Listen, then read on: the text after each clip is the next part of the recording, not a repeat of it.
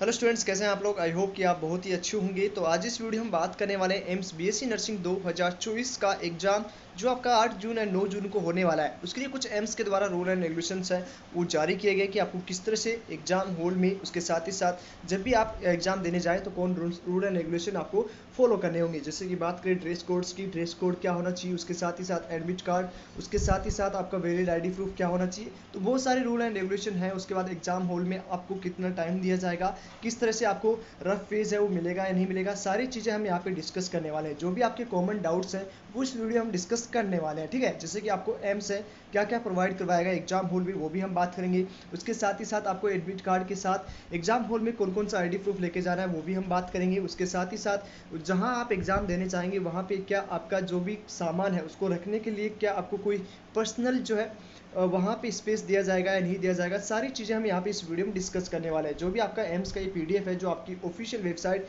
emsexam.ac.in मिल जाएगा। तो चलिए आज की इस वीडियो को हम स्टार्ट करते हैं। यदि आप हमारे चैनल पर पहली बार है, वीडियो को पहली बार देख रहे हैं तो वीडियो को लाइक एंड चैनल को जरूर सब्सक्राइब कर लीजिए। तो सबसे पहले जितने भी स्टूडेंट्स हैं जिन्होंने एडमिट कार्ड डाउनलोड नहीं किया तो आप एडमिट कार्ड है वो डाउनलोड कर सकते हो। यहाँ पे जो एडमिट कार्ड आपका डाउनलोड होगा उसमें जो आपने इन्फॉर्मेशन दी है वही इन्फॉर्मेशन के बेसिस पे आपका एडमिट कार्ड है वो रिलीज किया गया है। ओके, उसके बाद जिन्होंने एडमिट कार्ड डाउनलोड नहीं किया, सेकंड पॉइंट है जिन्होंने एडमिट कार्ड डाउनलोड नहीं किया वो emsexam.ac.in इस ऑफिशियल वेबसाइट पे जाके अपना एडमिट कार्ड है वो डाउनलोड कर सकते हो, ठीक है। उसके बाद में आपको एडमिट कार्ड का जितने भी आपका एडमिट कार्ड है उसकी 2 कॉपी आपको रख लेना है। एक आपको जो रिक्वायर्ड होगी एग्जाम से हॉल में और दूसरा आपको रिक्वायर्ड होगी जब आपका एडमिशन प्रोसेस किया जाएगा। मतलब यहाँ पे 2 कॉपी या 3 कॉपी आपको बनवा लेना है, क्योंकि जो एग्जाम हॉल में आप लेके जाएंगे वो आपको रिटर्न नहीं होगा। और उसके बाद यदि जो कॉपी आप घर पे रखेंगे वो आपको एडमिशन प्रोसेस के लिए रिक्वायर्ड होगी। तो जब भी आप एडमिट कार्ड डाउनलोड करने जाए तो वहाँ से आप 2 से 3 कॉपी आप अपने पास रखवा के और एक कॉपीज आप घर पे रखे जाए। ओके, तो ये आपको एडमिट कार्ड का कॉपीज है वो रखना अपने घर पे, एक आपको एग्जाम हॉल में लेके जाना है, ठीक है।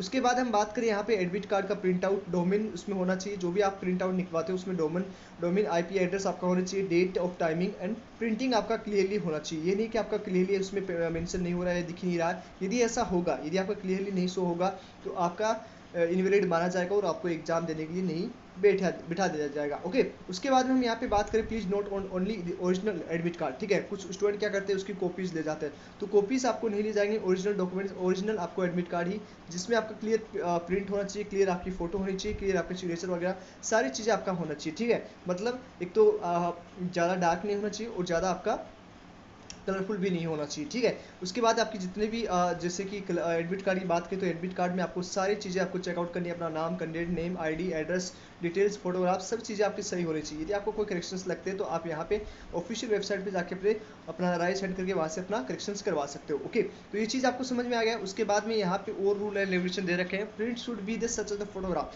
आपका जो प्रिंटेड करवाएंगे एडमिट कार्ड का उसमें अपना फोटो जो है वो आपका क्लियरली मेंशन होना चाहिए, और जो कि आपका कलरफुल लिखवा लीजिए आप, जगह जितने भी है वो कलरफुल आप लिखवा लीजिए। सेकंड पॉइंट की हम बात करेंगे यहाँ पे वैलिड आईडी प्रूफ्स की। मतलब आपको कौन से आईडी प्रूफ आप एग्जाम हॉल में ले जा सकते हो, एग्जाम हॉल में वो वैलिड होगा। तो सबसे पहले जो स्टूडेंट्स हैं, जितने भी गर्ल्स हैं, वो valid ID proof original documents आप अपने साथ लेके जाएं। जैसे आप आधार कार्ड भी ले जा सकते हैं, पैन कार्ड भी ले जा सकते हैं, वोटर आईडी भी ले जा सकते हैं, ड्राइवर लाइसेंस भी ले सकते हैं, और 12th का क्लास का जो है हॉल टिकट भी आप लेके जा सकते हो, ठीक है। तो ये आपका ओरिजिनल डॉक्यूमेंट्स है वो आपको एग्जाम हॉल में लेके जाना है। इनमें से आपको सिर्फ एक डॉक्यूमेंट है वो आपको अपने साथ लेके जाना है, ठीक है। तो आप अपना पैन कार्ड ले सकते हो या वोटर आईडी आप अपने साथ लेके जा सकते हो, ठीक है। तो ये सब चीज़ें आप साथ ले जा सकते हो। उसके बाद हम नेक्स्ट पॉइंट की बात करें, यहाँ पे जो है क्या क्या चीज़ आपको नहीं लेके जानी है। सबसे पहले आपको जितने भी मोबाइल है, ठीक है, एग्जाम हॉल में ये नहीं लेना जाना है। जितने भी इलेक्ट्रॉनिक आइटम्स हैं वो कैलकुलेटर हो गया, पेपर हो गया, पेजेस हो गया, मोबाइल फोन्स हो गए, ये आपको नहीं लेके जाना है, ठीक है।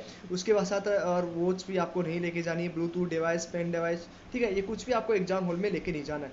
पेन पेंसिल पेपर्स, ठीक है, बुक, कैलकुलेटर, बैग, बॉटल्स, ये आपको नहीं लेके जाना है, ठीक है। उसके साथ ही साथ हम बात करें शूज फुटवेयर विथ थिकनेस, ठीक है, तो ये सब चीज़ नहीं पहन के जाना है आपको। एग्जाम हॉल में स्लीपर पहन के जाना है। लार्ज बटन का कोई भी आपका शर्ट नहीं पहन के जाना है, ठीक है। क्लोथिंग नॉट अपलोडेड फॉर आपको कोई भी जो है बटन वाला या कलरफुल वाला या आप जो है ये मान सकते हो प्रिंटिंग वाला कपड़े आपको नहीं पहन के जाना है।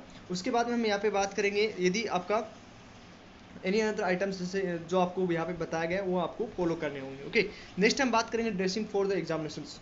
All the candidate required dress, ठीक है, जो ड्रेस आपका रिक्वायर्ड होगी उसमें फॉर एग्जांपल समर जैसे जैकेट नहीं पहन सकते, कोट नहीं पहन सकते, ठीक है, लार्ज वर्जन वाला ड्रेसेस आप नहीं पहन सकते, तो आप सिंपल सा आपको इतना ही रखना है, चप्पल स्लीपर आप पहन सकते हो, उसके साथ ही साथ हाफ टी शर्ट, उसके साथ आप लोअर पहन सकते हो। ओके, ये चीज़ आपका हो गया, ठीक है। उसके बाद हम बात करें यहाँ पे नेक्स्ट है what you should carry into the examination centre. आपको एग्जामिनेशन सेंटर में क्या लेके जाना है, तो you should be carry in 2 items, 2 he item आपको लेके जाना है। ओरिजिनल आपका जो है ओरिजिनल आपका जो है क्लियर एडमिट कार्ड, उसके साथ ही साथ एक ओरिजिनल वैलिड आईडी, ठीक है, आईडी प्रूफ आपको लेके जाना है, ठीक है।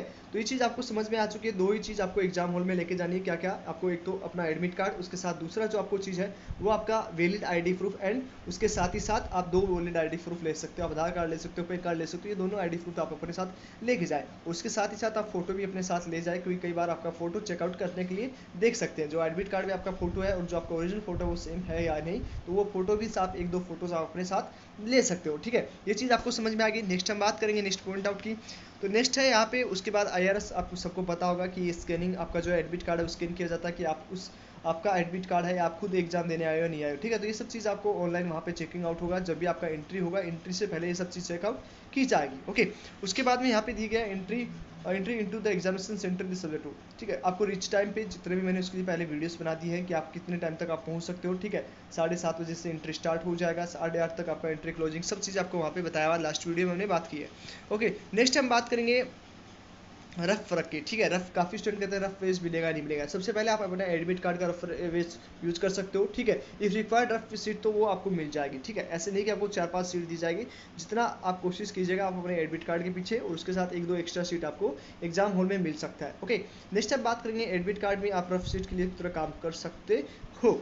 नेक्स्ट हम बात करेंगे return admit card at the end of the examination. आपको एडमिट कार्ड है वो देना होगा, ये चीज़ समझ में आ गई। उसके बाद में आप बात करें एग्जामिनेशन पैटर्न के बारे में, तो ड्यूरेशन आपको 2 घंटे मिलेंगे, 120 मिनट आपको दिए जाएंगे। नंबर ऑफ क्वेश्चंस की बात करें तो 100 क्वेश्चंस आपके यहाँ पे आएंगे। उसके साथ ही साथ करेक्ट आंसर पे आपको ऑब्जेक्टिव टाइप क्वेश्चंस, आपके MCQ क्वेश्चंस है वो पूछे जाएंगे। 1 मार्क्स का एक क्वेश्चन रहेगा, इनकरेक्ट होने पे 1/3 नेगेटिव मार्किंग रहेगा। यदि आप कोई भी क्वेश्चंस का आंसर नहीं देते तो आपको 0 मार्क्स मिलने वाला है। ओके, तो ये चीज़ आपको समझ में आ चुकी है, सारी चीज़ें हमने यहाँ पे डिस्कस कर चुके हैं। कोई भी ऐसा पॉइंट नहीं है जिसके बारे में हमने यहाँ पे डिस्कस नहीं किया है, जो आपके लिए काम की है वो सब चीज़ें हमने डिस्कस कर ली गई है। ओके, और दूसरी सब चीज़ ये है कि यदि आप यहाँ पे एग्जाम हॉल पे टाइम पे नहीं पहुँच पाते हैं, ठीक है, एग्जाम हॉल पे सही टाइम पे नहीं पहुंचेंगे तो उसके लिए एम्स जिम्मेदार नहीं होगा। उसने क्लियरली मेंशन किया है कि यदि आप सही टाइम पे नहीं पहुंचाते हैं, सही टाइम पे आप नहीं आते हैं, तो आपको यहाँ पे एंट्री नहीं मिलेगा। यहाँ पे आपको क्लियरली मेंशन किया गया इस note to the prepare early and reach early. Okay, तो पहले से तैयार रहे, पहले आप अपने एग्जाम सेंटर पहुंच जाए। AIIMS new Delhi is not responsible for travel extension. Okay, मतलब आपको ट्रेवल की वजह से यदि आप वहाँ पे लेट होते हैं तो उसके लिए एम्स जिम्मेदार नहीं होगा, तो आप एक दिन पहले पहुंच जाए या आप यहाँ पे सही समय पे सही टाइम पे आप पहुंच जाए। ओके, तो ये सब चीज़ आपको यहाँ पे ध्यान में रखनी है। अपना एडमिट कार्ड में डिक्लेरेशन फॉर्म फिलअप कर लेना है, सारी चीज़ें आपको लेके जानी है। आधार कार्ड अपने साथ लेके जाना है, उसके साथ ही साथ वैलिड आईडी प्रूफ आपको लेके जाना है। उसके साथ कलरफुल 3 प्रिंटेड आपको निकालना है, जो एक एग्जाम हॉल में आपका लग जाएगा, 2 आपको एडमिशन प्रोसेस के लिए टाइम पे चाहिए होगा, ठीक है। तो यहाँ पे हमने बहुत सारी बातें डिस्कस की है, सारी चीज़ें हमने इस PDF में जितने भी चीज़ें दी गई इंपॉर्टेंट टॉपिक्स जो आपके काम पे आएंगे वो सब चीज़ें हमने डिस्कस कर लिया। आई होप ये आपको समझ में आया होगा। फिर भी यदि कोई डाउट है तो कमेंट बॉक्स में पूछ सकते हो, और ऐसे वीडियोज़ के लिए आप हमारे चैनल को फॉलो कर सकते हो, जहाँ पे आपको सभी updates for BSc nursing, paramedical and ICAR की दी जाएगी। तो चलिए आज इस वीडियो में इतना ही, मिलते हैं इस वीडियो में नेक्स्ट वीडियो में, तब तक के लिए बाय बाय, टेक केयर।